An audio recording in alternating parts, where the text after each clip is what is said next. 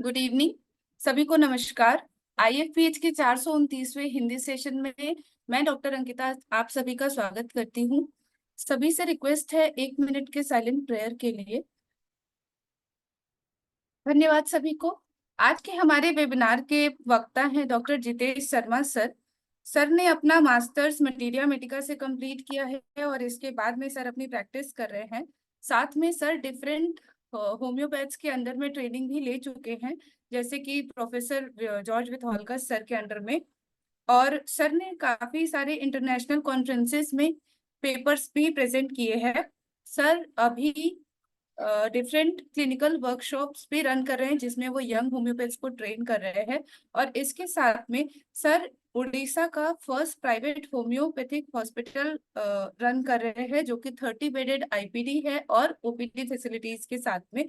Sir को excellence in homeopathy award भी दिया जा चुका है। एंड सर ने recently 268 birthday of doctor Hahnemann को एक पेपर प्रेजेंट किया था इंटरनेशनल हैनीमैन टॉर्गो जर्मनी में। और सर का आज का टॉपिक है एपिस मेलिफिका औषधि को केस के माध्यम से समझना। तो मैं सर का स्वागत करती हूँ और उनसे रिक्वेस्ट करती हूँ कि आज का अपना सेशन को शुरू करें। Thank you doctor Ankita. Thank you Sahni sir को मेरे को चांस देने के लिए फिर से। और आज हम पढ़ेंगे एपिसमेल। और एपिसमेल पढ़ने के बाद उस चीज को मैंने केसेस से के दौरान समझाने की भी मैं कोशिश करूंगा, क्योंकि मैंने केसेस भी रखा है एपिसमेल पढ़ने के बाद। और तो अभी हम स्टार्ट करते हैं। Doctor Ankita, yes sir. Yes PPT sir. Yes sir. Visible? Okay, ठीक है। तो एपिस मेलिफेरा,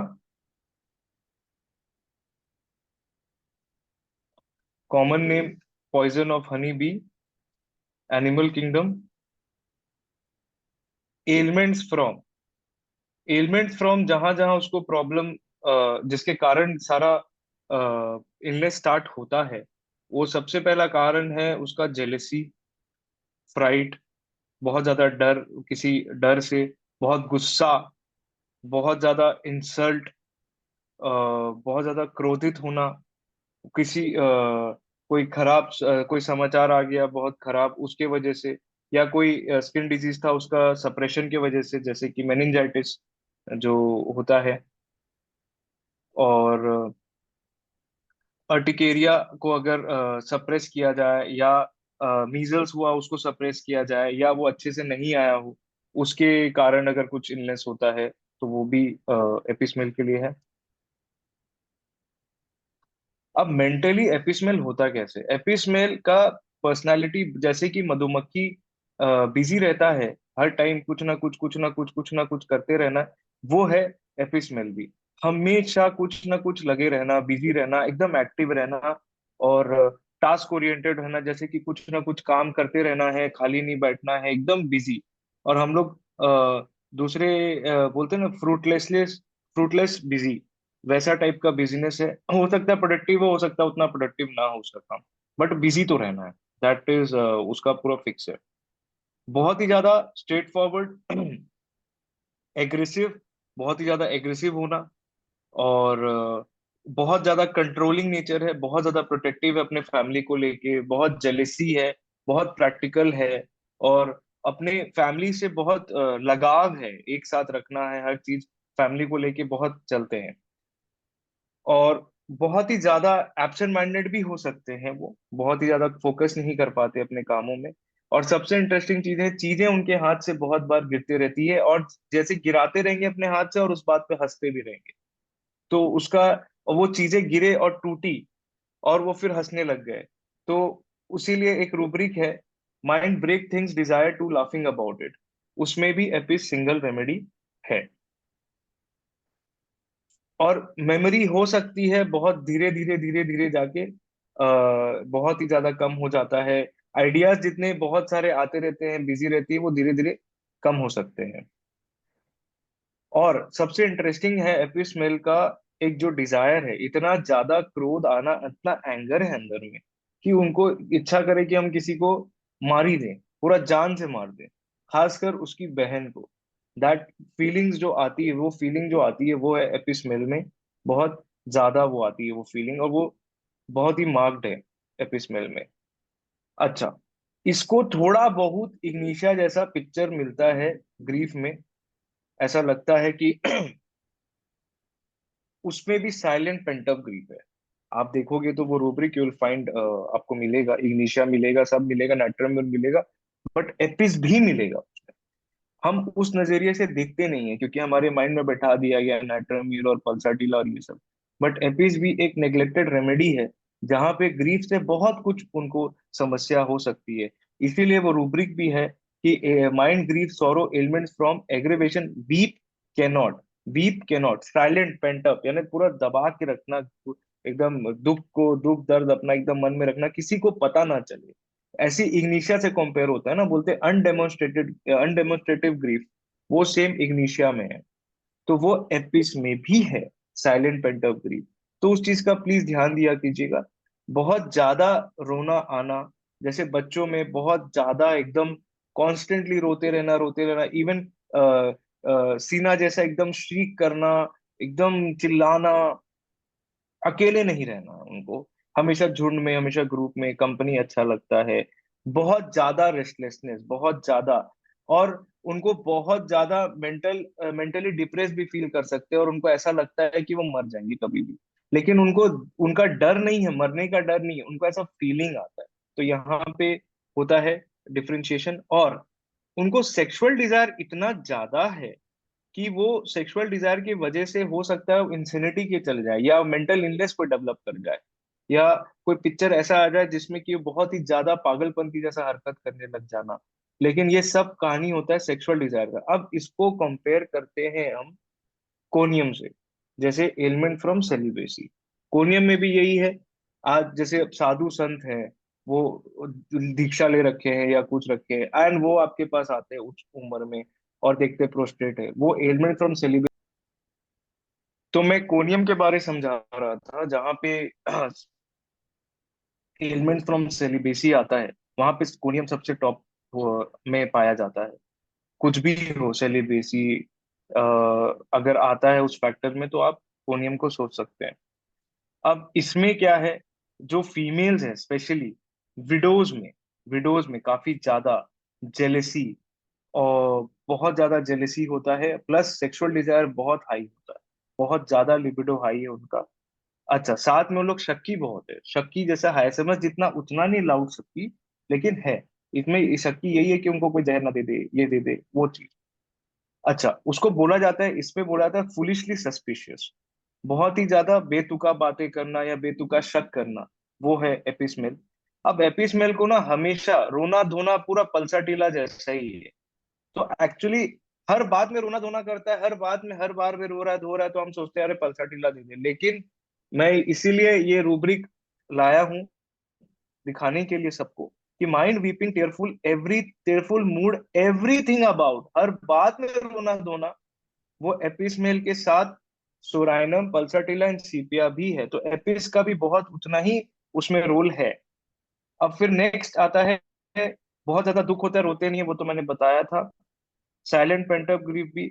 नेक्स्ट जेलेसी, बहुत ज्यादा जेलेसी के कारण उनको इच्छा होता है कि हम किसी का खून ही कर दें। अब सबसे इंटरेस्टिंग एक रूब्रिक है इसमें, कि लॉस ऑफ सेल्फ कंट्रोल, वो अपने आपा को खो देते हैं, उनको पता ही नहीं क्या करना है उस सिचुएशन में, और उनको बहुत डल फीलिंग रहती है माथे में, बहुत ज्यादा डल फील करे। ये, और ये सिंगल सिंगल फीलिंग सिर्फ और सिर्फ पूरे मेट्रामेटिका में एपिस में ही है, और किसी में नहीं है। अब हेड कंप्लेंट्स के बारे में बात करें तो बहुत ज्यादा फटीग फील होता है, बहुत थका थका लगता है, चक्कर आना, और साथ में बहुत ज्यादा छींक आना, लेटने से बढ़ जाना छींक चक्कर, आंख बंद करने से बढ़ जाना, बहुत ज्यादा लगता है कोई सुई चुभो रहा है या कोई चक्कू घोंप रहा है, इतना ज्यादा उनको लगता है सर में, इवन ओशिपुट एरिया में बहुत ज्यादा। और उनको जैसे हेड में अगर मेनिंजाइटिस के कंप्लेंट्स होते हैं, तो वो रोल करते हैं बेड में, हेड साइड टू साइड, एकदम ऐसे ऐसे ऐसे ऐसे पूरा रोल करते, सेम हेलिबोरस जैसा। और इनफैक्ट बहुत ज्यादा स्टिफनेस भी हो सकता है, और तुरंत यहाँ पे नेक में काफी ज्यादा पेन वो बोल सकते हैं, जो मेनिंजाइटिस का मार्क सिम्टम है। बहुत ज्यादा होल्ड नहीं कर पाएंगे हेड, वो मेनिंजाइटिस में है। और इंटरेस्टिंगली एपिस्मेल में हेयर फॉलिंग बहुत ज्यादा है, एंड इनफैक्ट इतना हेयर फॉलिंग कि वहां पे बाल स्पॉट आ जाते हैं, वो एपिस्मेल में है। प्लस सर दर्द दे रहा है और वो नीचे की तरफ देखें तो उनके कंप्लेंट्स को बेटर फील होता है, वो है एपिस्मेल, सिर्फ और सिर्फ सिंगल रेमेडी इस सिम्टम में। अब सर दर्द दे रहा है, हम सर नीचे करेंगे तो पेन बढ़ जाता है, वो दवाई है बेलाडोना।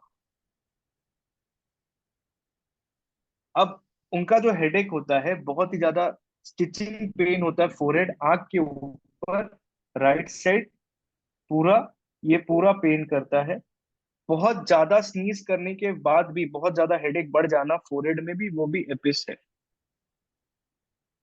फेस, आप ये फेस दे सकते हैं, एंजियोएडिमा फेस है ये, एंजियोन्यूरेटिक एडिमा में ऐसा टाइप का फेस दिखा तो वो एपिस तो है ही है।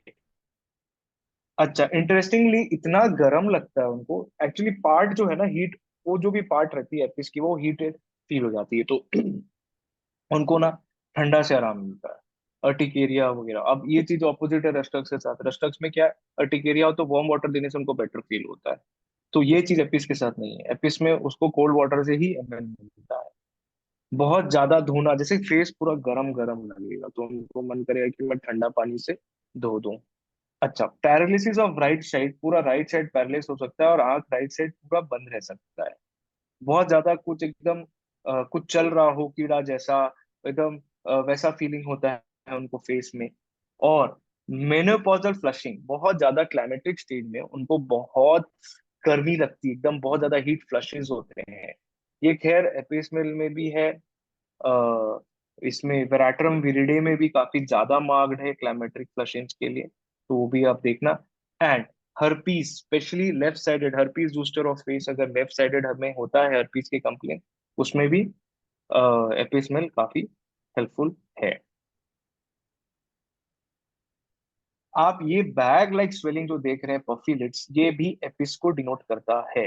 अगर सीकेडी है, क्रॉनिक किडनी डिजीजेस है, थर्स्टलेस है, ड्रॉपसी है, ऐसा स्वेलिंग पाया जा रहा है, आप देख सकते हो ऐसा फेस है, तो प्लीज, अगर मैच हो रहा है तो आप एपिस के बारे में जरूर सोचिएगा उस केसेस में। बहुत ही शानदार है एपिस का रोल सीकेडी में। अगर ये सिम्टम्स मिलते हैं तो एडिमा वगैरह होता है, पिटिंग एडिमा होता है, और थर्स्टलेस होता है, और थर्स्टी अगर है तो वो एपोसाइनम से रिलेट हो जाता है, तो बहुत ही ज्यादा मार्क्ड है। पफी लिड्स और इडिमेटस, वाटर बैग जैसा बोलते हैं हम लोग, लाइक वाटर बैग्स। और आंख से जो आंसू निकलती है, बहुत गरम गरम आंसू निकलती है। इवन स्टेफाइलोमा कॉर्निया में अगर ये इन्फेक्शन होता है उसके लिए भी यूज होती है एपिस्मेल काफी ज्यादा। एंड इंटरेस्टिंगली हम हमेशा इसको बहुत प्रोमिनेंट करते हैं, स्टैफ को, स्टेफिसिगेरिया को बहुत ज्यादा मानते हैं कि वो स्टाइज में बहुत ज्यादा हेल्पफुल करता है, बट एपिस्मेल का भी रोल उतना ही है। एपिस्मेल भी स्टाई को, बार बार जिनको स्टाई होता है उनमें प्रिवेंट करता है वो एपिस्मेल। प्लस उनका अल्सर जो है परफोरेटिंग हो सकता है कॉर्निया में, बहुत ज्यादा पेनिट्रेट कर जाए। प्लस ब्लाइंडनेस, कभी कभी आंखों के सामने अंधार, पूरा अंधेरा हो जाना। अगर वो स्टूल करके आता है उनको तो बेटर विजन आता है, तो वो भी एफिसमेल में काफी ज्यादा मार्क्ड है। बच्चों में देखेंगे स्क्विंट और आंख का तिरछापन हो जाना, उसमें दो टाइप के होते हैं, एसोफोरिया और एक्सोफोरिया। तो वो चीज देखो, कोई कन्वर्जेंट और डाइवर्जेंट बोलते हैं हम लोग उसको। कान में अगर आप ऐसा देख रहे हैं पूरा ज्यादा कान एकदम हीटेड रेड हो गया, छूर एकदम लाल है, तो आप बेलोडोना जरूर सोचेंगे, लेकिन एक बार एपिस भी देख लिया कीजिएगा। एपिस भी बहुत ज्यादा मार्क्ड है उसमें। और सबसे इंटरेस्टिंग पूरे मेटेरिया मेडिका में एक इंटरेस्टिंग चीज है कि कान दर्द देगा जब च्यू करेंगे तो ज्यादा कान दुखेगा, वो है whole and sole single remedy, वो है एपिसमेल।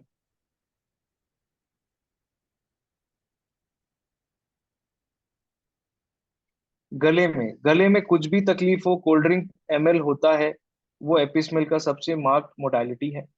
अगर यही चीज ऑपोजिट किया जाए, गले में बहुत ज्यादा दर्द है और वो वार्म वाटर पी रहा है, तो ये लाइकोपोडियम, तो वो इजी डिफरेंशिएशन है। उसमें क्या होता है, उसको जो अगर थ्रोट में इन्फ्लेमेशन होता है, सूजन हो गई, पूरा आप टॉर्च लगा के देखे और आपको जो उवुला है पूरा एकदम थैली जैसा लटका हुआ लग रहा है, आप स्ट्रेट अवे देखते हैं वो पानी भी नहीं पी पा रहा है, दर्द दे रहा है, लेकिन ठंडा कुछ खा रहा है, या आइस लॉलीज आते हैं, ठंडा बार या मैंगो आइसक्रीम जो जो प्रॉपर जो मिलता है, आइस वाले आइस कैंडीज, वो अगर लेता है और उसको बेटर लगता है, तो आपके लिए एक बहुत मार्क्ड सिम्टम है कि वो एपिस हो सकता है। इंटरेस्टिंगली उसका जो गले का पेन है, जो टॉन्सिल का है, वो कान तक रेडिएट करता है। आप इसमें कंफ्यूज मत होइएगा, क्योंकि मर्क आयोड फ्लेवर्स और मर्क आयोड रूबर बहुत मार्क्ड है ऐसे कंप्लेंट्स में, जहाँ पे मर्क आयोड रूबर होता है लेफ्ट थ्रोट से राइट, लेफ्ट थ्रोट से left ear, and merc iod flavus होता है right throat to right ear. अब इसमें काली बाई भी है जिसमें पेन होता है उसको। अब इंटरेस्टिंगली बहुत सारे पेशेंट आएंगे और आपको बोलेंगे मैं खट्टा खाती हूँ मेरे को तकलीफ हो जाता है, मैं खट्टा खाती हूँ मैं तकलीफ हो जाता है, मेरे गले में फिर से टॉन्सिल हो जाता है।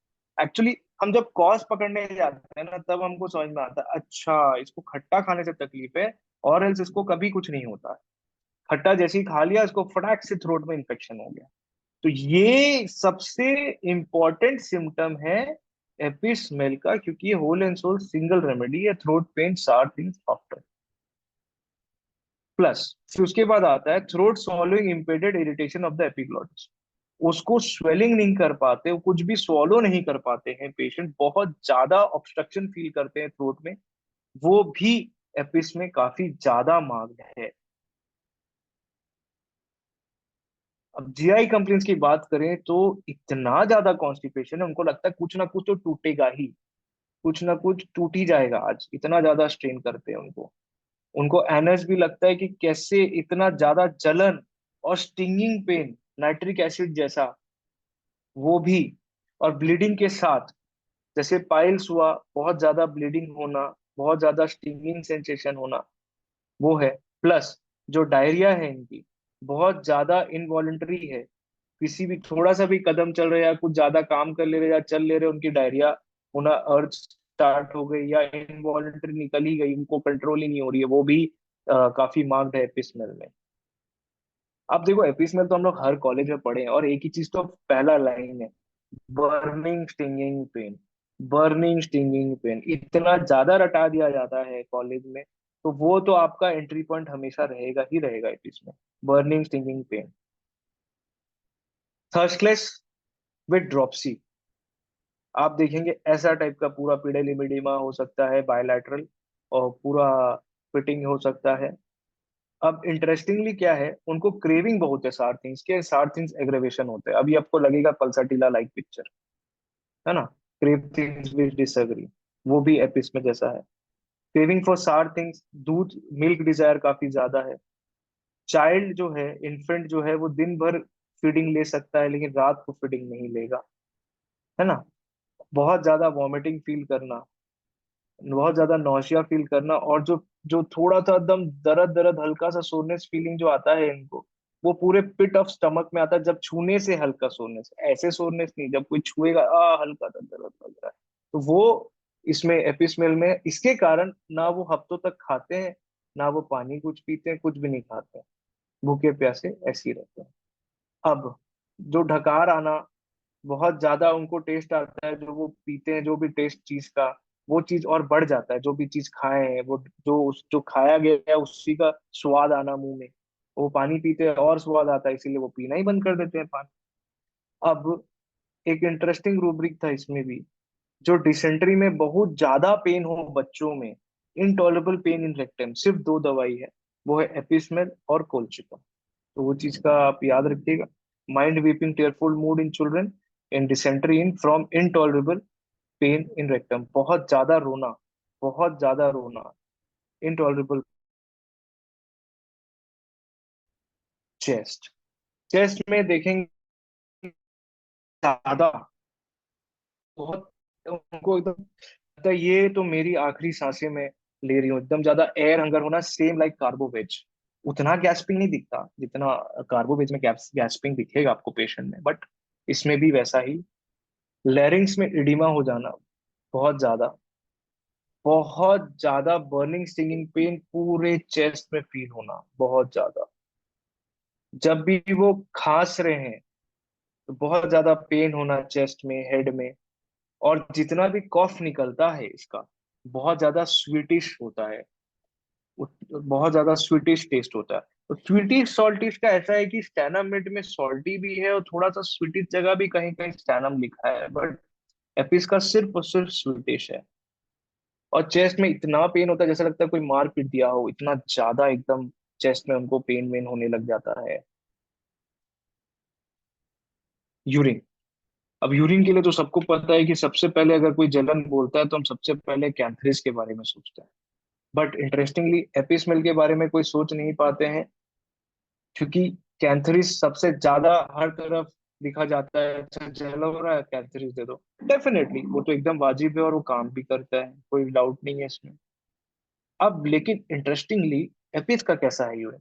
एपिस का तो इतना ज्यादा है कि उसको लग रहा है कोई भोंक रहा है, कोई एकदम बहुत ज्यादा चुभा रहा है। वो पेन जो आ जाएगा ना, वो है एपिस का पेन, वो नहीं। एंड इतना ज्यादा प्रोफ्यूज होता है, जितना वो पानी नहीं पीते उतना का तो वो यूरिन करने ही चले जाते हैं। ज्यादा खांसने से इनवॉलेंटरी यूरिन हो जाना, कंट्रोल नहीं होना। अच्छा, cannot urinate without a stool, जब वो स्टूल करने जाते हैं तभी उनकी यूरिन निकलेगी। नेफ्राइटिस के केसेस में, सी जैसे बताया मैंने, सीकेडी, रिकरेंट सिस्टाइटिस, बार बार ब्लैडर में इन्फेक्शन हो जाना, है ना, पस सेल्स आना। और interestingly retention of urine in new born. अच्छा, दो बातें इसमें इसमें मैं समझाना चाहूंगा। Retention of urine in new born, एक तो एलेंस ने बोला है, डॉक्टर एच एलन ने, कि सबसे पहला दवाई है कि retention of urine new born में अगर होता है तो वो है एकोनाइट। रीजन, जब वो बच्चा बाहर की दुनिया में आता है वो एकदम एक शॉक में रहता है, बहुत ज्यादा शॉक में, उसकी वजह से उसको नहीं होता है। अब एपिस के लिए कैसे देखेंगे?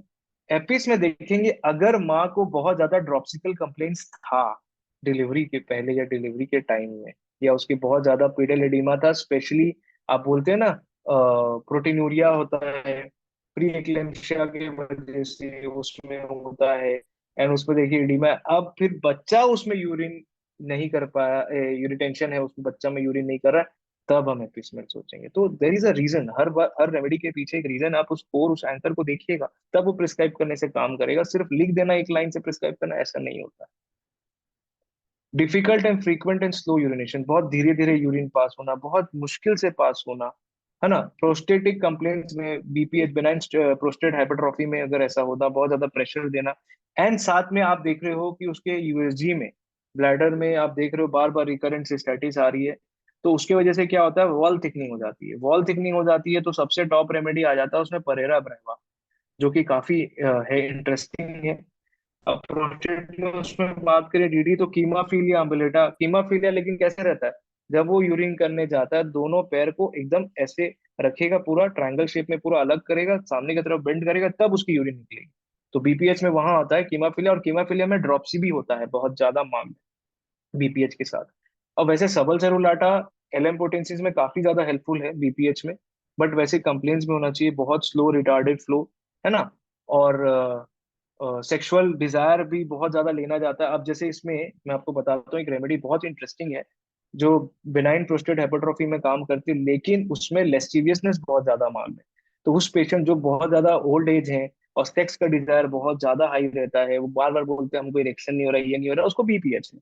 लिस्टीवियस टॉक्स करते हैं हमेशा, लिस्टीवियसनेस बातें, हमेशा इंटरेस्ट, हमेशा सेक्सुअल थॉट से परवर्टेड रहते हैं। वो एक एक सिंगल दवाई है, वो है डिजिटालिस। डिजिटालिस आप अगर पढ़ोगे ना, उसमें आपको मिलेगा लिस्टीवियसनेस इन प्रोस्टेट कंप्लेंट्स। वो प्रोस्टेट हाइपरट्रॉफी में बहुत ही ज्यादा इंटरेस्टिंग मार्क है, क्योंकि सबको कोनियम लगता है, ये लगता है, बट डिजिटालिस भी बहुत ज्यादा हेल्पफुल है उस केसेस में। अब इसमें क्या है, यूरिन में rectum urging desire urination stool impossible without, यानी मैं वही बोला, स्टूल के टाइम जब करने से तभी जाके होता है यूरिनेशन।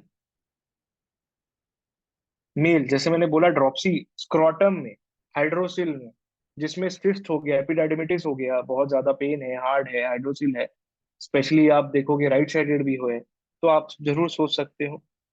प्रोस्टेट के लिए तो मैंने अभी डिस्कस कर ही लिया। अच्छा, सबसे इंटरेस्टिंग पूरे मैथमेटिका में जो मैंने एपिस में पाया, वो है लिबिडो, सेक्सुअल डिजायर ड्राइविंग के टाइम बढ़ जाती है। थोड़ा सा विचित्र है, बट यस, ये सिंगल और सिंगल रेमेडी सिर्फ और सिर्फ एपिस में, जहां पे सेक्सुअल डिजायर ड्राइविंग के टाइम बढ़ जाती है। फीमेल फीमेल में जहां पे आप सिंस मिनार्की देखते हैं, पल्साटिला काम करती है, लेकिन बहुत बार क्या है ना, ovarian cyst, ovarian cyst right sided के लिए स्पेशली बहुत ज्यादा चलता है, वो है एपिस में। डेफिनेटली आपको और भी कोर्स कनेक्ट करने होंगे, सिर्फ ऐसी ब्लाइंडली नहीं प्रिस्क्राइब करना, नहीं तो काम नहीं करेगा। जो नेक्स्ट है लेफ्ट साइड, लेफ्ट साइडेड अगर सेम एपिस जैसा देखोगे आप, बर्निंग स्टिंगिंग है राइट साइड, तो वो है वेस्पा क्रैबो। वेस्पा क्रैबो एक दवाई है। अगर आपको लेफ्ट में वैसी बर्निंग स्टिंगिंग एपिस जैसा पिक्चर है, आपको लेफ्ट में सोचना है, वो है वेस्पा क्रैबो। अच्छा, लेबिया में आपको एडिमा दिख सकता है, बहुत ज्यादा बर्निंग स्टिंगिंग पेन हो सकता है। लिकोरिया इवन ग्रीन भी हो सकता है, प्रोफ्यूज। और ब्रेस्ट में बहुत ज्यादा जलन और चुभन, मैंने बोला ना, बर्निंग स्टिंगिंग को बस ऊपर रखने का, तो वो एपिसमेल वहीं पे आपका कैरेक्टराइज हर चीज में मिलेगा। What is to to the part is to to the whole. Tumours और ओपन कैंसर ऑफ मैमे भी एपिसमेल, जहां पे बर्निंग स्टिंगिंग पेन है, तो आप ये मत देखना कि मैं हाइड्रेस्टिस दे दूं, मैं कॉन्डोरैंगो दे दूं, मैं कोई ना कोई पैथोलॉजिकल रेमेडी या मदर टिंचर घुसा दूं, वो केस ठीक हो जाएगा। यही चीज में प्रॉब्लम है, यही चीज में प्रॉब्लम है। आप उस चीज को समझो कि उसको क्या क्या प्रॉब्लम है, कैसा कैरेक्टर है क्या नहीं है, उस हिसाब से आप दो। तो बर्निंग स्टिंगिंग पेन है वो ट्यूमर में भी, तो आप प्लीज एपिसमेल सोच सकते हैं। कोई ऐसा नहीं है कि इसी हार्ड एंड रूल है कि आपको कोई पैथोलॉजिकल रेमेडी दोगे तब जाके वो ट्यूमर ग्लैंड में एक्ट करेगा या मैमे कैंसरी में काम करेगा। ये सब ऐसा नहीं करो। वो बहुत लास्ट रिजॉर्ट में यूज है, जब सब ये सब प्रोमिनेंट रेमेडीज भी काम नहीं करते हम, लेकिन तुरंत fresh straight away pathological remedy पहले मार देते हैं। ऐसा नहीं होता। पैथोलॉजी तो ये भी कर रहा है, ट्यूमर तो यहाँ पे भी लिखा है, ब्रेस्ट में हैवीनेस यहाँ पे भी है, सब कुछ है। लेकिन कॉन्कोमिटेंट्स क्या है, मोडालिटीज क्या है, वो बहुत इंपॉर्टेंट मार्क होता है। तो जैसे इसमें लिखा है ट्यूमर्स, बर्निंग स्टिंगिंग पेन और अबॉर्शन हो जाना अर्ली मंथ्स में। अब इंटरेस्टिंग बात क्या है पूरे मेट्रिया मेडिका में, female haemorrhage uterus metrorrhagia jealousy from. अब जेलेसी, जैसे मैंने बताया स्टार्टिंग में, हर चीज जेलेसी से एंटर हो जाती है। तो जेलेसी के कारण उसका मेटोरेजिया हो जाना, प्रोफ्यूज ब्लीडिंग होना, जो कि दिनों तक चलता जा रहा है। एंड आपको पता चला उसके बगल वाले पड़ोसी ने मर्सिडीज ले ली और वो खरीद नहीं पा रही है, खत्म। तो ये हिस्ट्री एक बार में तो मिलती नहीं है। तो इसके लिए आपको होना पड़ेगा बेस्ट, केस टेकिंग के लिए अच्छा नॉलेज, अच्छा स्किल होना चाहिए। You have to have a good art कि हम कैसे उस केस को डिराइव करें, सारे इंफॉर्मेशन को, तब जाके मिलती है। तुरंत तो एक दिन में नहीं आता, पेशेंट बोलता हाँ मैं बहुत जलन फील कर दी हूँ इससे उससे, ऐसे नहीं होता। आप में कितना कला है वो सारी बातों निकलवाने का, that is an art of case taking. Dropsy, dropsy latter past of, जो मैंने बताया था, बहुत ज्यादा प्रोटीनूरिया हो जाना, है ना। और हेलुनियस भी बहुत इंपॉर्टेंट दवाई है, इनफैक्ट गेस्टेशनल डायबिटीज के लिए हेलुनियस और लैक्टिक एसिड बहुत ज्यादा इंपॉर्टेंट दवाई है। लैक्टिक एसिड प्रोफाउंड वीकनेस हो जाता है, स्पेशली बता रहा हूँ गेस्टेशनल डायबिटीज मेलेटिस के लिए, प्रेगनेंसी में। आप हेलियोनियस देख सकते हैं, आप लैक्टिक एसिड दे सकते हैं, काफी हेल्पफुल है। अगर आपको जो सिम्टम्स है डेफिनेटली आप एलिसिट कर लेना उसमें। Pain in ovaries worse question, बहुत ज्यादा पेन न देना ऊपर ऊपर तरफ, बहुत ज्यादा फीमेल कंप्लेन करते हैं। अब ओल्ड वुमेन में, अच्छा, ulceration of the naval, naval naval नाभि में बहुत ज्यादा अल्सरेशन होना, वो आपको इसमें पाया जाएगा, एपिसमेल हेल्प करेगा। मेंसेस सिर्फ स्कैंटी, सिर्फ एक दिन होना, लास्ट डे और appear eight intervals of one day, इतना शॉर्ट टू स्कैंटी, उसमें भी आपको एपीसी मिलेगा, है ना। अब नेक्स्ट इंटरेस्टिंग क्या है, ओल्ड वुमेन में सेक्सुअल डिजायर बहुत हाई होना। अब इसमें आप देख सकते हो लेकेसिस से कंपेयर हो सकता है, लेकिन एपिसमेल बहुत ही सिंगल है, उसमें सिंगल रेमेडी है ओल्ड वुमेन में इंक्रीज होना। वॉयलेंट सेक्सुअल डिजायर विडो में होना, वो भी एपिस एकदम मार्क्ड है, आप ग्रेड देख सकते हैं। अच्छा, लिबिडो बहुत ज्यादा सप्रेस्ड होता है, वही विडो में वही घूम फिर के सप्रेशन होता है, तो डिजायर बहुत मार्क्ड है, यही ऑपोजिट है। एपिसमेल एक दवाई है। अब हार्ट में क्या है, हार्ट में पैल्पिटेशन होना from scanty secretion of urine, urine output एकदम लो होना और पैल्पिटेशन का कंप्लेन देना। आप एक्सक्यूज मी, सॉरी, पैल्पिट यूरिन में पैल्पिटेशन होना, सॉरी, हार्ट में पैल्पिटेशन होना, क्योंकि यूरिन बहुत कम है, स्कैंटी सिक्रीशन होना, वो काफी ज्यादा इंडिकेटेड है एपिसमेल के लिए। और जो उसकी हार्ट बीट्स होती है वो इतनी ज्यादा बीट्स करती है कि पूरे बदन हिल जाए, उसका पूरा बदन हिल जाए। इनसफिशियंसी ऑफ मिट्रल वाल्व्स, तो मिट्रल वाल्व्स की भी इनकॉम्पिटेंस आप देख सकते हैं, उसमें भी काम है। अच्छा, एक वर्ड तो आ गया है पूरे मेट्रिया मेडिका में, उसको बोलते हैं हम लोग ऑर्गेनिक हार्ट डिजीज। अब इसमें तो समझ नहीं पाते कि ऑर्गेनिक हार्ट डिजीज वर्ड है क्यों मेट्रिया मेडिका में। Organic heart disease actually cover करता है कोई भी टाइप ऑफ हार्ट डिजीज जो कि और इसके लीजन्स को लेके हो, या ट्राइकस्पिड वाल्व को लेके हो, ये सब कवर करता है as a whole and sole. तो ऐसा नहीं है कि कोई स्पेसिफिक हार्ट डिजीज में देगा, आप कोई भी हार्ट डिजीज जो कि खुद प्रोड्यूस हो हार्ट में, आप उसमें सोच सकते हैं। नेक गॉइटर में काफी ज्यादा मार्क्ड है, वैस्कुलर गॉइटर में बोला गया है, वैस्कुलर टाइप ऑफ गॉइटर, ऐसा गॉइटर में आप देख सकते हैं स्टिफनेस बहुत ज्यादा होता है, स्पेशली बर्निंग पेन होता है, पियर्सिंग सर्वाइकल रीजन में, लगे कोई चुभो रहा है, that's again a stinging sensation, जो आपको लगता है वो स्टिंगिंग, चुभो रहा है, चुभो रहा है, और वो कांटा जैसा चुभ हो रहा है, मतलब इसीलिए वो पियर्सिंग, जलन के साथ वो एकदम फीलिंग आएगा, बर्निंग के साथ। बर्निंग प्रेसिंग कॉकेक्स में इतना ज्यादा वैसी स्टिंगिंग सेंसेशन लगता रहता है, सिटिंग डाउन में एग्रीवेशन है, बैठा है बहुत ज्यादा एग्रीवेट हो रहा है। बैक में, बैक में क्या है, नमनेस, हैंड से पूरा नम हो जाना, पाम्स एकदम गरम गरम फील करना, एकदम पाम्स हॉट हो जाएंगे, पाँव हाथ में स्वेलिंग आ जाएगा, है ना। नेल्स में बहुत ज्यादा उसमें बर्निंग स्टिंगिंग होना, थ्रॉबिंग हो जाना उसमें। फीट पूरा सुन हो जाना, पैर एकदम हैवी हो जाना, लिम इतना भारी हो गया चला नहीं जा रहा है, हेमीप्लेजिया हो जाना फ्रॉम सीवियर मेंटल शॉक।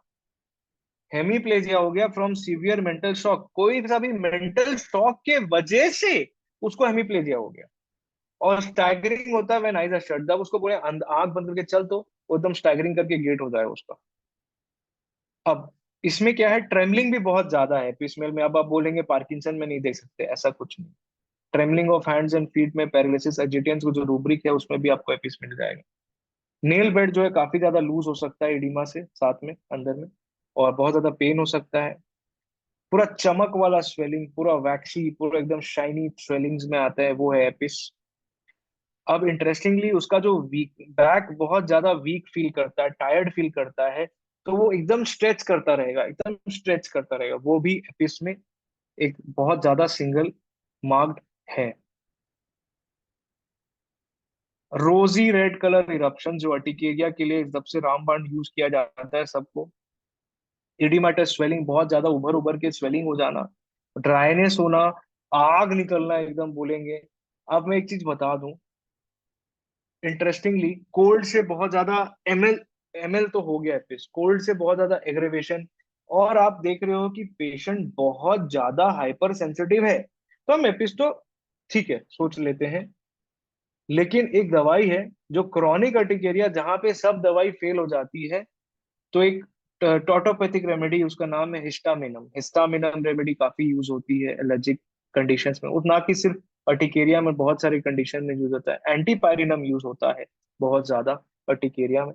लेकिन एक दवाई जो है काफी ज्यादा इंपॉर्टेंट है, जो नेग्लेक्टेड है, जो मेरे प्रैक्टिस में मैंने देखा, जब ये सब काम छोड़ देती है और पेशेंट देखते हैं बहुत ज्यादा हाइपरसेटिव होता है, छू भी नहीं सक रही डॉक्टर साहब, इतना इतना छूने से इतना ज्यादा हाइपरसेंटिव जब आता है ना, तो सिर्फ और सिर्फ एक ही दवाई काम आता है, वो है hepar sulphur.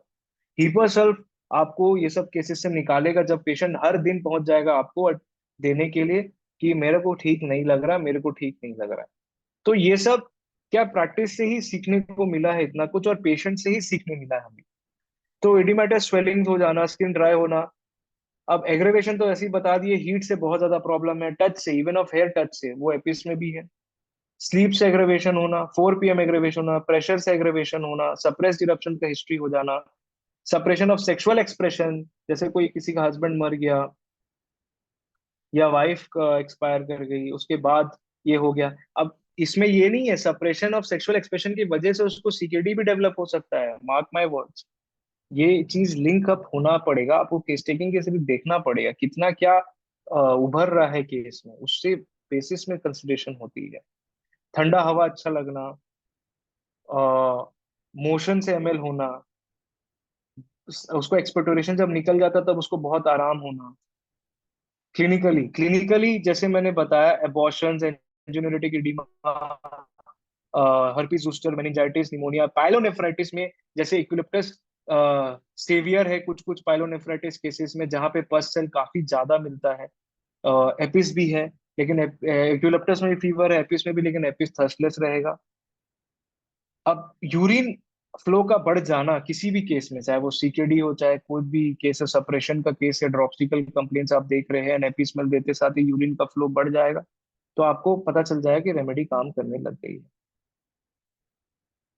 Complete stupor yields to Apis after OPM phase. एकदम बिल्कुल भी ओपीएम से यूरिन आउटपुट हो ही नहीं रहा है, तब आप एपिस सोच सकते हैं। 3 month, first 3 months of pregnancy में डॉक्टर कोपरेते ने कहा है कि बहुत लो पोटेंसी मिसकैरेज प्रोड्यूस कर सकता है, तो उस चीज का ध्यान रखिएगा। डॉक्टर पुलफोर्ड ने कहा एपिस ड्रग बर्न्स, आयोडीन का अब्यूज, क्लोरोफॉर्म के टॉक्सिसिटी में भी यूज किया गया है काफी ज्यादा। कॉम्प्लीमेंट्री एपिस का वो है नाइट्रोम्यूर। Inimical rhus tox. तो की पॉइंट्स क्या समझना है एपिसमेल का? एपिसमेल में बहुत ज्यादा पॉफिनेस, स्वेलिंग हो जाना, fever with thirst, without thirst, लेकिन फीवर विद थर्स्ट का मार्क है 3 PM। एंड आप लोग को पता है कि नहीं, मेरे को नहीं पता, पल्साटिला भी थर्स्टी है लेकिन सिर्फ 2 PM। यस, पल्साटिला सिर्फ और सिर्फ थर्स्ट लगता है 2 PM। और इसका है थर्स्टलेस, ये इसको थर्स्ट आता है एपिसमेल को 3 PM। तो आपको अब याद रहना चाहिए ये चीज। Associated with strangury and urinary complaints, बहुत ही ज्यादा एकदम जलन होना, अर्ज होना एकदम यूरिन कंप्लेंट के साथ, हॉट पेशेंट होना, right sided, thirstless, burning stinging pain जो ठंडा से आराम मिले, एलिमेंट फ्रॉम जेलेसी, बहुत ज्यादा जेलस होना, कि अपने भाई बहन से किसी से भी शक्की होना, ऑकवर्ड, बार बार चीजें गिर जाना उसके हाथ से, हिस्टेरिया होना वुमेन में स्पेशली, जो कि विडोज वुमेन में पाया जाएगा, और ailment from rage, vexation, bad news, jealousy, burning stinging sore pains जो मैंने बताया, और इंटरेस्टिंगली पेन्स जो माइग्रेट होते हैं, कभी इधर कभी इधर, यहाँ का यहाँ चला गया, यहाँ का यहाँ चला गया, पल्साटिला में तो आप देखते हो, एपिस में भी है। तो starting with the first case, जो पहला केस मैं आज बताने जा रहा हूँ, एक अर्टिकेरिया का केस था। 5 ईयर ओल्ड बॉय, उसको एलोपैथिक दवाई सब कुछ खा लिया, कुछ भी इंप्रूवमेंट नहीं हुआ, सिट्रेजिन ले लिया, सारा इंजेक्शन हो गया, डेरिफाइलिन के इंजेक्शन दे दिए 4 बार, वो 5 साल का बच्चा एकदम रिलैक्स नहीं हुआ। आया फिर हमारे पास, क्योंकि हम तो लास्ट ऑप्शन है ना, होम्योपैथ। तो उसको पूरे बॉडी फेस में पूरा स्वेलिंग, मैंने फोटो रखा है, फोटो दिखाऊंगा। सीवियर इचिंग, इतना ज्यादा, स्क्रैच से ठीक लगता है और पूरे कोल्ड वाटर से बाथ देने से ठीक लगता है, और बर्निंग स्क्रैच करने से बढ़ जाता है। स्वेलिंग बहुत ज्यादा, हीट, आग निकलता है एकदम, फिंगर भी स्टिफ हो जा रहे हैं उसको, इतना ज्यादा उसको फिंगर स्टिफ हो जा रहे हैं, रेड हो जा रहे हैं। थर्स्ट एकदम हाफ, एकदम थर्स्टलेस, टंग कोटेड है, स्लीप डिस्टर्ब है इचिंग के कारण, एपेटाइट ठीक है, पर्सपिरेशन बहुत आता है, थर्मल हॉट। अब एपिसमेल मैंने ये लिया, रूब्रिक्स, आप देख सकते हैं, urticaria, cold ML, fever during thirstless. तो हमने दिया एपिस एलएम पोटेंसी में, LM1 ट्वाइस अ डे। और ये देखिए, ये 1 तारीख का है, 4 तारीख, वैसे 24 आवर्स में उसको पूरा सेटल हो गया था, तो फिर धीरे धीरे धीरे धीरे कब शिफ्ट किए, आप देख सकते हो हालत छोटे बच्चे की, इतना फास्ट हमारा होम्योपैथी। देखिए एंजियोडीमा, एपिस, क्यों, रोजी रेड, लार्ज अर्टिकेरिया, तो आप उसके पैचेस को देखिए, देखिए लार्ज अर्टिकेरिया दिख रहा है, पैचेस, इडिमेटस स्वेलिंग देखिए, स्किन रोजी रेड, वही लार्ज अर्टिकेरिया, बोगस एनएफटीकी में भी मेंशन था, तो मैंने दिया। स्किन ड्राई हॉट, जैसे बोला था, आग निकल रही, heat in eruptions. Second case, ये बहुत ही इंटरेस्टिंग केस है मेरा, मेरे करियर का, जो अ, मैंने अपने बुक में भी दिया है ये केस। ये केस जो है,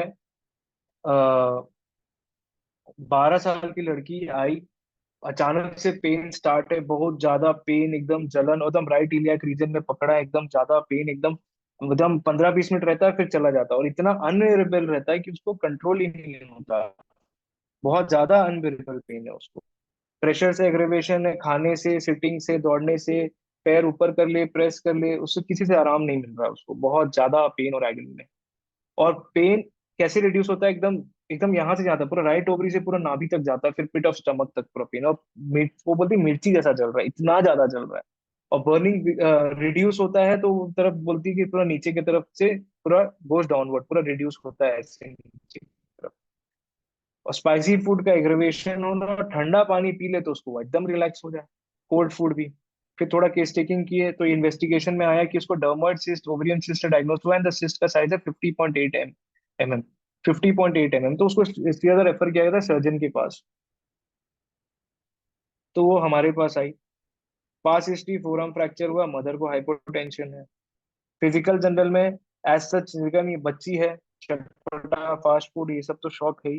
हेडेक बहुत ज्यादा था उसको सन एक्सपोजर से, और थर्स्टलेस बहुत ज्यादा है, पर्सपिरेशन बहुत ज्यादा आता है, और पेन उसको राइट ओवरिंग, ये सबसे ज्यादा मार्क्ड सिम्टम जो हमको मिला फिजिकल जनरल्स में। स्पाइसी फूड डिजायर और ये सब। मेंसेस उसको मेनार्की, सिंस मेनार्की से उतना रेगुलर नहीं है, पेन बहुत ज्यादा ही होता है उसको। माइंड में देखिए उससे पूछे तो बहुत ज्यादा इरिटेबल है, बहुत ज्यादा गुस्सा आता है उसको, कोई कुछ बोल दे, कोई मेरा सामान ले ले, मैं एकदम चिल्लाती हूँ, मैं अपने भाई को काट भी देती हूँ, मार भी देती हूँ। मेरे को कंपेयर करना अच्छा नहीं लगता, मेरे चीजों को कोई दे देना, बहुत ज्यादा जेलेसी फील करना अपने भाई के प्रति। तो बहुत ज्यादा गुस्सा आना, चिल्लाना कि मैं झूठ क्यों बोला, ये क्यों नहीं बोला, बहुत ज्यादा नेचर तो आप समझ ही गए होंगे। फियर ऑफ नीडल्स बहुत मार्क होना, फियर ऑफ इंजेक्शन बहुत ज्यादा उसको डर है। पेट्स वेट्स पसंद है उसको। उसको बहुत स्ट्रेस है कि अभी क्या होगा, मेरे फैमिली बहुत डिस्टर्ब है, मेरे को इतना बीमारी डायग्नोस हो गया, मेरा क्या होगा, मेरे पापा मेरे बारे में टेंशन ले रहे हैं, तो उसको फैमिली वाला पूरा केयर। थर्मल हॉट है, ये आप देख सकते हैं, पूरा रेपर्टरी चार्ट है। Apis, colocynth, arsenic, phosphorus, mind, fear point, इस सब सब कवर करता है एपिस बहुत अच्छे से, आप देखेंगे तो। एपिस LM1 दिया था मैंने। Ailment from jealousy, fright, right sided enlargement of the right ovary, ये नैश ने लिखा है। मॉरिसन डेस्कटॉप गाइड से आप पढ़ेंगे तो स्ट्रॉन्ग फैमिली ओरिएंटेशन मिलेगा, जेलेसी मिलेगा, इरिटेबल स्पेशली व्हेन क्रॉस्ड, आप कुछ भी ज्यादा क्वेश्चन क्वेश्चन करेंगे एकदम चिढ़ जाएगी, जैसा एग्जैक्टली जो बच्ची ने बोला। ओवेरियन से specially of the right side, severe dysmenorrhoea, endometriosis में भी यूज कर सकते हैं। एंड एपिसमेल में लिखा है, रॉबिन मर्फी ने बोला, डॉक्टर रॉबिन मर्फी ने बोले, राइट साइडेड ओवेरियन से स्पेशली इतना ज्यादा कि वो बर्स्ट हो जाए, इट्स अबाउट टू बर्स्ट। आप देखेंगे 1 अक्टूबर को ये रिपोर्ट है 50.8 mm का, और फिर 50 जस्ट आफ्टर 9 डेज ये गायब। 9 दिन में 50 mm का सिस्ट चले जाना, मैंने तो कभी नहीं देखा था, ये मेरे करियर में पहली बार हुआ था कि ये 50 mm के सिस्ट एपिस LM1 से गायब हो गया 9 दिन में। फिर नेक्स्ट और एक केस है अर्टिकेरिया का, आप देख सकते हैं, ये क्लासिक पिक्चर था एपिस का। आप देख सकते हैं, ये मैं इमेज इसलिए डाला हूँ कि कॉन्फिडेंस थोड़ा आए, जो यंग लोग हैं देखें कि इंस्टेंटली क्लिनिक में बैठा के वो अपने क्लिनिक में वहीं के वहीं सामने खिला के आप देख सकते हैं कि एपिस कैसे काम करता है। अगर डेफिनेटली एपिस इंडिकेटिंग सिम्टम्स मिला तो ही मैं बोल रहा हूँ, अगर वैसा है तो आप देख सकते हैं बिफोर ट्रीटमेंट, 20 मिनट के बाद और 12 घंटे के बाद, ये एपिस का है effect. Thank you, thank you so much for joining. मेरी बुक भी पब्लिश हो गई, आई एम सॉरी मैंने डाला नहीं स्लाइड पे। आप देखेंगे अमेजोन में भी अवेलेबल है, माई जर्नी थ्रू मेटेरा मेडिका। आप उस बुक को जरूर पढ़िए, मेरा सिंसियर गुजारिश है आप सबसे। उसमें मैंने 40 केसेस दिए हैं, मोर देन 30 रेमेडीज के बारे में डिस्कस किया है उसमें, काफी अच्छे से। होप आप लोग को अच्छा लगे। तो अमेजोन में आप माई जर्नी थ्रू मेटेरा मेडिका या डॉक्टर जितेश शर्मा लिखेंगे तो मेरी बुक आ जाएगी। Thank you so much. And मैं साहनी सर का बहुत आभारी हूँ कि हमेशा साहनी सर मुझे मौका देते हैं इस प्लेटफॉर्म में आने का। And thank you Ankita, thank you everyone, thank you IFPH, thank you so much. बहुत सारे सवाल हैं मीटिंग में। हेल्प सिंड्रोम क्या है, कुछ पूछना है? आप अपना पीपीटी को हटा दीजिए डॉक्टर जितेश। हाँ, हाँ सर। अब ये आप जैसा चैट बॉक्स में देखिए, आपके लायक कोई सवाल है? हाँ सर, मैं देख रहा हूँ, एक सेकंड।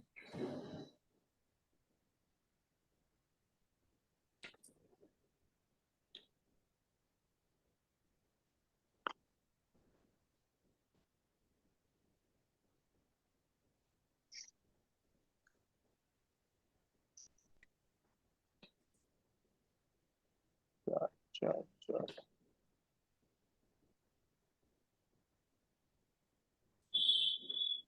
एक सवाल कर रहे हैं, दवा बच्चे को देनी है या मदर को? बच्चे को देनी या मदर को? बच किस कंडीशन में पूछ रहे हैं? जो आप पता नहीं उनसे पूछना सर वो पड़ेगा। एक सिम्टम था ना, retention of urine in newborn वाला। अच्छा, वो इसमें देना है, बच्चे को देना है ना। मदर को तो ड्रॉपसी था, फिर यूरिन उसको हुआ। और रिगार्डिंग हेल्थ, मेरे को लगता है उसको मिस्टेक हुआ, डबल एल होता है, हेल्थ होता है, haemolysis, elevated liver enzyme, low platelet, ये डिजीज है। इसमें एपिस दे देना ऐसा नहीं होता है। डिजीज वाइज प्लीज मत जाइए, डिजीज का नॉलेज होना अलग बात है और सिम्टोमेटिक प्रिस्क्रिप्शन करना बहुत अलग बात है। Next question. डिजिटेलिस के विषय में आपने कुछ कहा है क्या? नहीं, डिजिटलिस के बारे में नहीं सर, मैंने तो कंपेयर किया था उसको, प्रोस्टेट के अच्छा, अफेक्शन को डिजिटलिस में शायद लेस्टिवियसनेस के बारे में समझ बोला में था। लिया होगा। Hmm. How to differentiate the burning of epithelial from other remedies? Burning बहुत रेमेडीज में है, सल्फर में है, कोल से एमएल हो जाता है, और रस्टक्स में भी है, लेकिन वॉर्म से एमएल हो जाता है। तो आपको ये चीज देखनी पड़ेगी, तब आप कंपेयर कर सकते हैं। अब मेडोरिनम में भी है, सल्फर मेडो सबसे टॉप है बर्निंग में। आर्सनिक में भी है, लेकिन आर्सनिक में कोल्ड वही वाटर से एमएल हो जाता है। हाँ। वही सवाल कर रहे हैं कि हाँ जी ये डिफरेंशिएट कैसे कीजिएगा?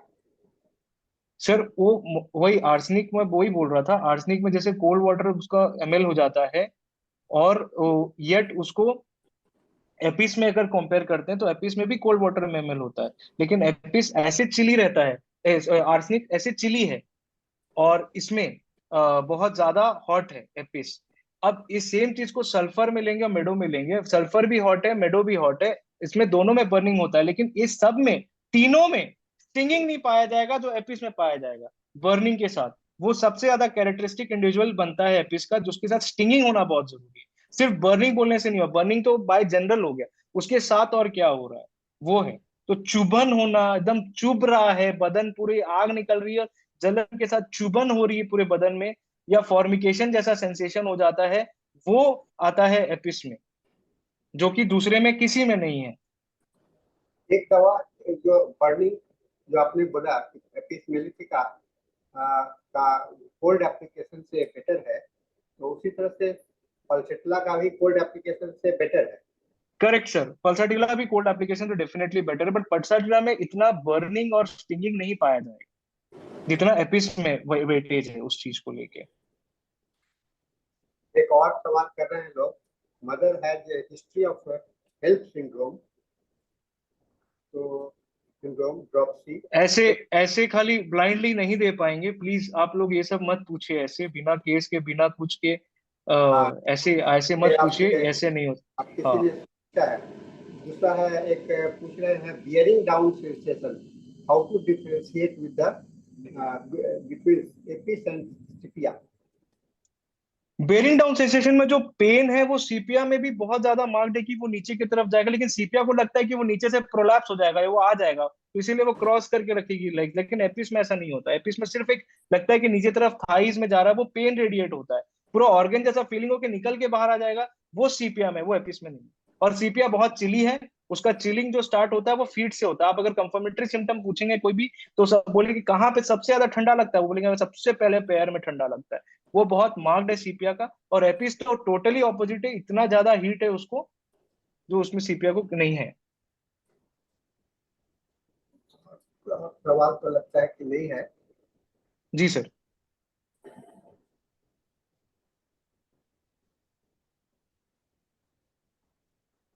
Thank you. एक फिर एक सवाल आया है, नहीं थैंक यू है, जब आप समझ गए हैं वो थैंक जी यू। सर। और किसी को कुछ पूछना है? ऐसे किन लोगों के पास में किन लोगों ने इनके किताब को देखा है? आप पुस्तक का किताब का कोई डिस्प्ले करिए अभी ऊपर ऐसे अपने। हाँ सर, मैं कर रहा हूँ, एक सेकंड उसको डिस्प्ले कर दे रहा हूँ, एक सेकंड। ये लेटेस्ट बुक है इनका, जितेश जी का, जो कि अभी हाल में प्रकाशित हुआ है। आप लोग को देखिए, इसमें बहुत अच्छा इन्होंने केस को डिफ्रेंशिएट किया है, और आपको रूब्रिक्स को समझने के लिए, मेडिसिन को समझने के लिए मुझे भी अच्छा लगा ये किताब।